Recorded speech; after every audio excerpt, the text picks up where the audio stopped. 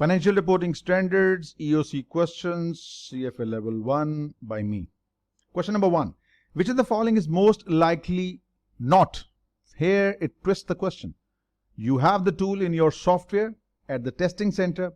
Please make sure you highlight this.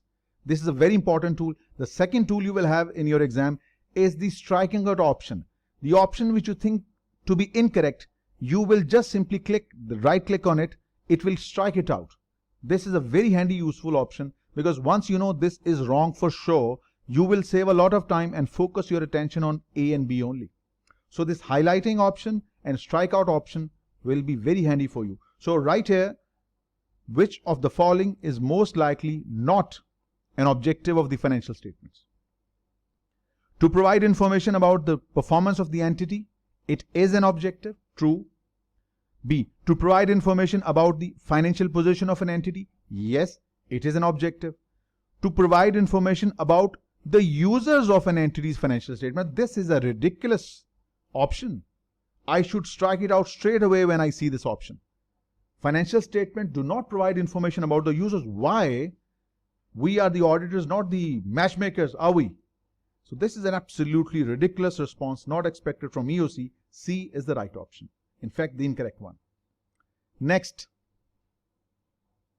International Financial Reporting Standards are currently developed by which entity? IFRS Foundation, based in the US. No, it doesn't.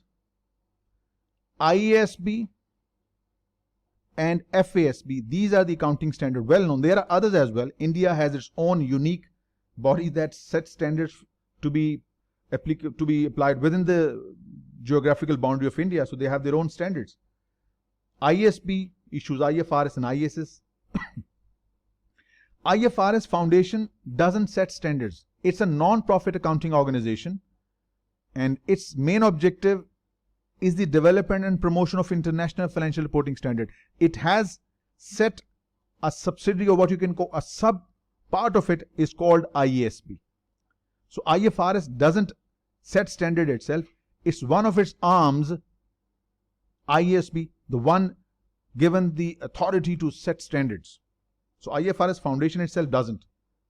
Just like we have Institute of Management Accountants and its operating arm is ICMA. This is the one that conducts the exam, manages the exam.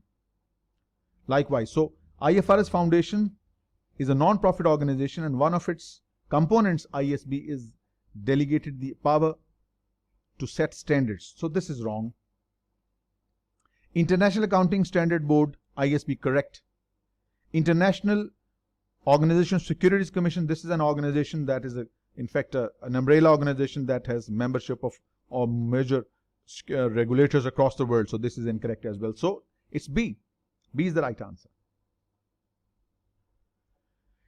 US generally accepted accounting principles called the US GAAP are currently developed by which entity?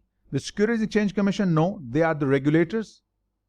The Public Company Accounting Oversight Board, very powerful entity within the US, PCAOB.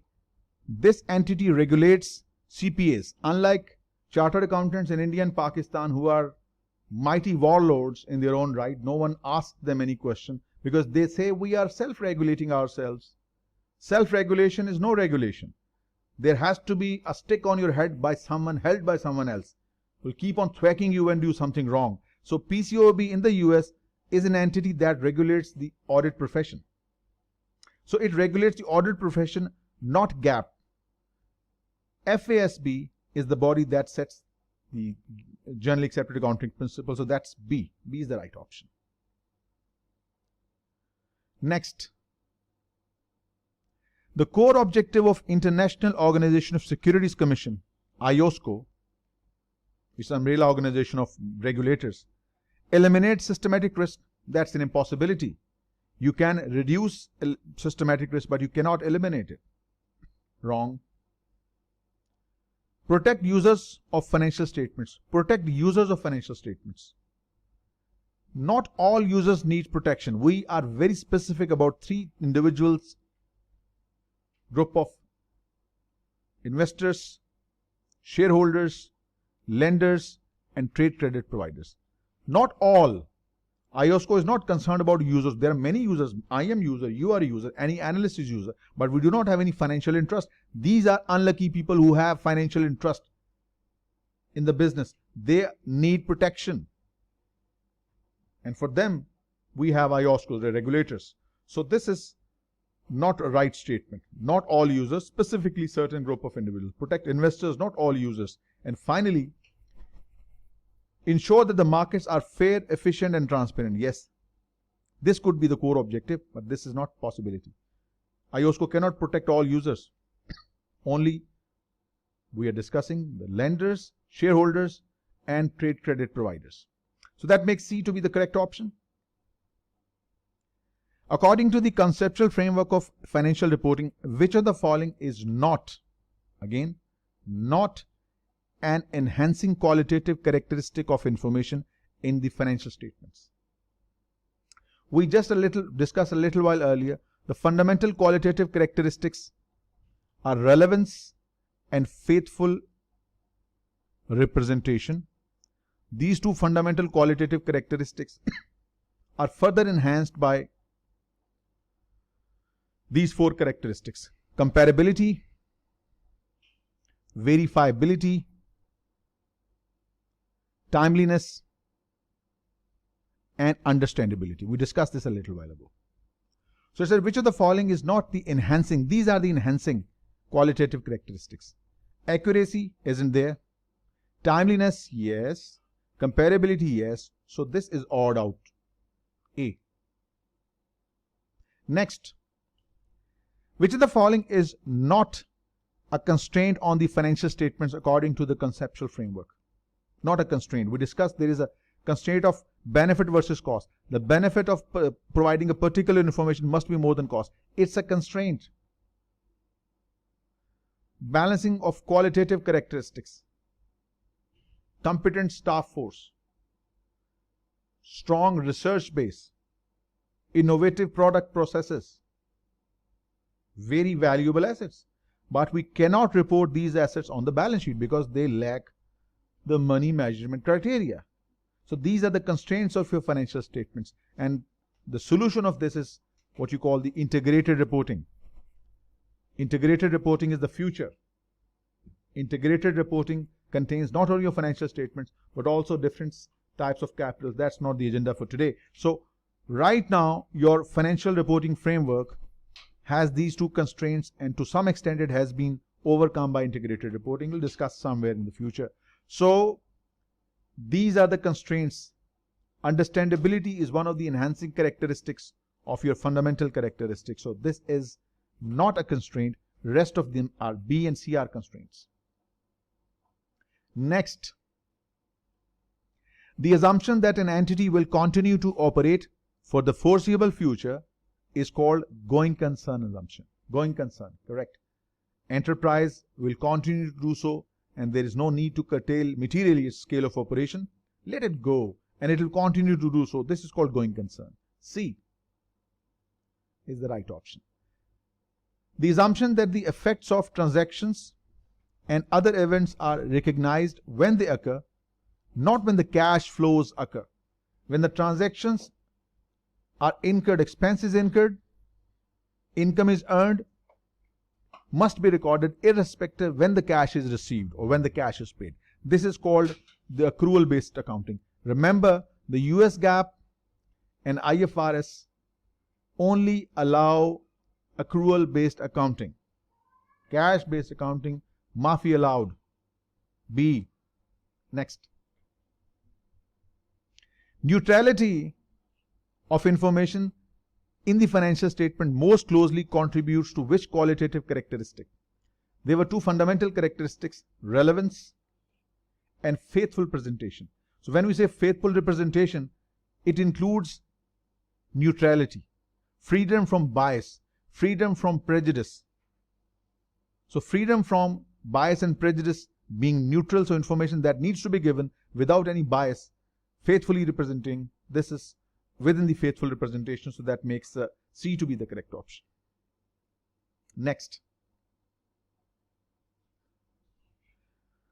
Valuing assets at the amount of cash or a cash equivalent paid or the fair value of the consideration given to acquire them at some time in the past of acquisition most closely describe which measurement of financial statement element? Historical cost. Historical cost means the consideration paid, cash paid, or any cash equivalent paid to acquire that particular asset. That measurement base is called the historical base. And as I said, the long-lived assets under the US GAAP are to be reported at historical cost. Definitely you will deduct your accumulated depreciation from it, but they need to be reported at historical cost. They are not allowed to be revalued unless that property is explicitly declared as a property dividend. Like a piece of land, a company has a piece of land of $80,000. The directors decided this piece of land to be distributed as a property dividend to the shareholders. So under the US GAAP, this property will be revalued.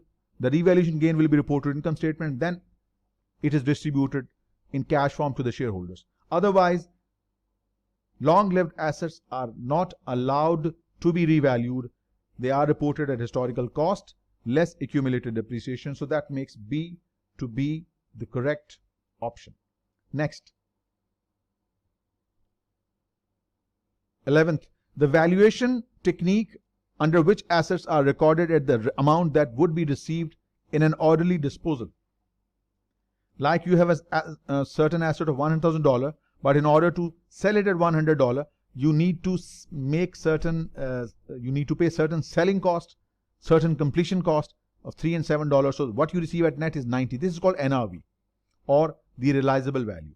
Present value is the discounted cash flow expected to be received in the future. As I said, your long-term receivable are required to be reported at the present value. Amount that you have to collect after 2 years or 3 years from a certain customer, that amount is to be reported at their present value. So that makes C to be the correct option. C. Next. Which of the following is not required financial statement according to IAS 1? This is missing. IAS 1. Statement of financial position, yes. Statement of changes in income. Never heard of such statement. Have you? Statement of changes in equity, yes. But statement of changes in income, this is a ridiculous response. Statement of comprehensive income, yes. So this is wrong. It's not a required statement. In fact, it's not a statement at all. There is no such statement in existence. Statement of changes in equity. Next, which of the following elements of financial statement is most closely related to the measurement of performance? When you say performance, you're talking about the income statement. When you talk about the income statement, you're talking about the revenues, expenses, gains, and losses. Collection of these four gives you income statement. Revenue, gains, expenses, losses. The difference between revenue are recurring receipts, regular incomes. Gains are one-off, not frequent. Expenses are regular spending on repair and maintenance, fuel, advertisement, and losses are infrequent charges against income. Collection of all these gives you the performance of the business through income statement. So which of these is an element of to be used in the performance evaluation? Assets in the balance sheet. Liabilities, balance sheet. Expenses is one of the elements of income statement. So expense it is, B. Next. Which of the following elements of financial statement is most closely related to the measurement of financial position? Income and expenses together give you the measure of performance, income statement. Equity is a component of your balance sheet. It is a measure of your balance sheet, of financial position. Statement of changes in equity is the right statement. A is the right answer. Next. Which of the following disclosures regarding new accounting standards provide the most meaningful information to an analyst? Again, which of the following disclosures regarding new accounting standards provide most meaningful information to an analyst? A. The impact of adoption is discussed. In disclosures, the company has discussed how this adoption has impacted our financial statement. If the impact of adoption is given, this will satisfy the analyst, the justification of the new standard and how it has affected, all done. The standard will have no material impact. If it has no material impact, it has no consideration for the analyst, has no utility for the analyst. Management is still evaluating the impact, and it has not been reported, so it has limited utility for the analyst. How would it impact if it is given in the disclosure? That has a utility for the analyst that he can make use of in his analysis. So that makes A to be the correct option, and it ends your EOC financial reporting standard.